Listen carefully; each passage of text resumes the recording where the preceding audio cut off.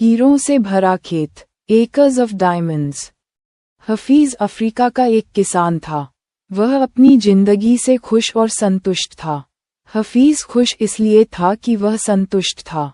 वह संतुष्ट इसलिए था क्योंकि वह खुश था। एक दिन एक अक्लमंद आदमी उसके पास आया।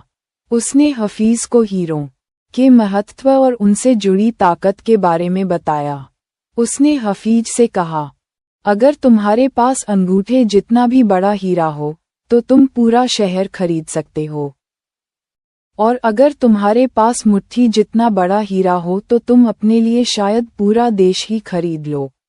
वह अक्लमंद आदमी इतना कहकर चला गया। उस रात हफीज सो नहीं सका। वह असंतुष्ट हो चुका था, इसलिए उसकी खुशी भी खत्म हो चुकी थी।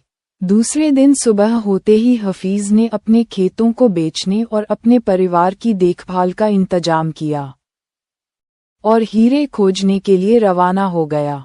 वह हीरों की खोज में पूरे अफ्रीका में भटकता रहा, पर उन्हें पा नहीं सका। उसने उन्हें यूरोप में भी ढूंढा, पर वे उसे वहां भी नहीं मिले। स्पेन पहुंचते पहुंचते वह मानसिक, शारीरिक और आर्थिक स्तर पर पूरी तरह टूट चुका था। वह इतना मायूस हो चुका था कि उसने बार्सिलोना नदी में कूदकर खुदकुशी कर ली। इधर जिस आदमी ने हफीज के खेत खरीदे थे, वह एक दिन उन खेतों से होकर बहने वाले नाले में अपने ऊंटों को पानी पिला रहा था। तभी सुबह के वक्त उग रहे सूरज की किरणें नाले के दूसरी ओर पड़े एक पत्थर पर पड़ी और वह इंद्रधनुष की तरह जगमगा उठा। ये सोचकर कि वह पत्थर उसकी बैठक में अच्छा दिखेगा, उसने उसे उठाकर अपनी बैठक में सजा दिया। उसी दिन दोपहर में हफीज को हीरों के बारे में बताने वाला आदमी खेतों के इस नए मालिक के पास आया। उसने उस जगमगाते हुए पत्थर को देखकर पूछा, क्या हफीज लौट आया? नए मालिक ने जवाब दिया, नहीं, लेकिन आपने ये सवाल क्यों पूछा? अक्लमंद आदमी ने जवाब दिया, क्योंकि यह हीरा है, मैं उन्हें देखते ही पहचान जाता हूँ। नए मालिक ने कहा, नहीं, ये तो महज एक पत्थर है, मैंने इसे नाले के पास से उठाया है। आइए, मैं आपको दिखाता हूँ। वहाँ पर ऐसे बहुत सारे पत्थर पड़े हुए हैं। उन्होंने वहाँ से नमूने के तौर पर बहुत सारे पत्थर उठाए और उन्हें जांचने परखने के लिए भेज दिया। वे पत्थर हीरे ही साबित हुए। उन्होंने पाया कि उस खेत में दूर दूर तक हीरे दबे हुए। इस कहानी से हमें क्या सीख मिलती है?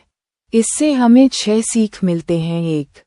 जब हमारा नजरिया सही होता है तो हमें महसूस होता है कि हम हीरों से भरी हुई जमीन पर चल रहे हैं। मौके हमेशा हमारे पांवों तले दबे हुए हैं। हमें उनकी तलाश में कहीं जाने की जरूरत नहीं है, हमें केवल उनको पहचान लेना है। 2. दूसरे के खेत की घास हमेशा हरी लगती है। 3. हम दूसरों के पास मौजूद चीजों को देखकर ललचाते रहते हैं, इसी तरह दूसरे हमारे पास मौजूद चीजों को देखकर ललचाते हैं। हमसे अपनी जगह की अदला बदली करने का मौका हासिल करके उन्हें खुशी होगी। 4. जिन्हें मौके की पहचान नहीं होती, उन्हें मौके का खटखटाना शोर लगता है। 5. मौका जब आता है तो लोग उसकी अहमियत नहीं पहचानते, जब मौका जाने लगता है तो उसके पीछे भागते हैं। 6. कोई मौका दोबारा नहीं खटखटाता। दूसरा मौका पहले वाले मौके से बेहतर या बदतर हो सकता है, पर वह ठीक पहले वाले मौके जैसा नहीं हो सकता। इसीलिए सही वक्त पर सही फैसला लेना बेहद जरूरी होता है।